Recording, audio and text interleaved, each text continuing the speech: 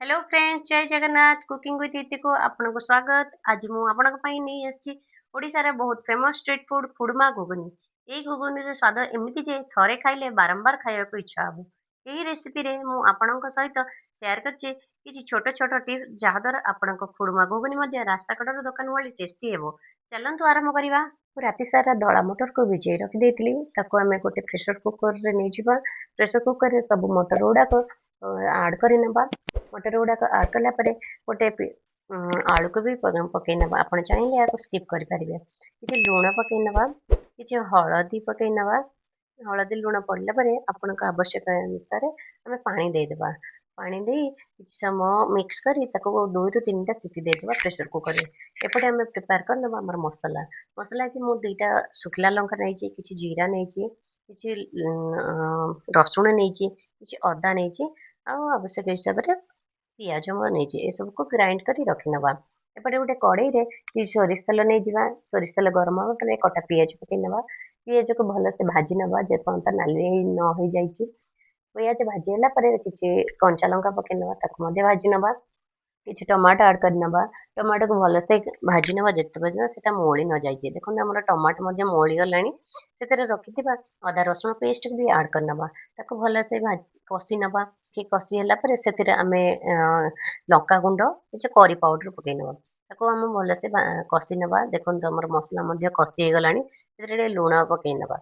मसला कसी होला परे रखिथिबा मटर को सेतिरे पकई नवा। ताको पकई आमे भल से घांटी नवा। भल से घांटी गला परे आमे किछि समय फुटिया पे मध्ये छाडी देबा। देखो हमर मटर आउ मसला मध्ये भल से मिसी गलानी। ता देहरे किछि पानी दे देबा, गरम पानी दे देबा।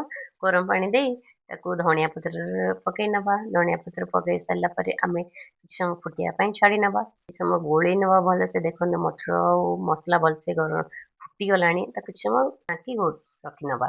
एपटे आमे पियाज काटी नवा, किछि कंचा लंका काटी नवा और धनिया पत्र काटी नवा। धनिया पत्र काटिबा भितरे आपण जदि मो चैनल को सब्सक्राइब करनथि फटाफट सब्सक्राइब करि नियंतु।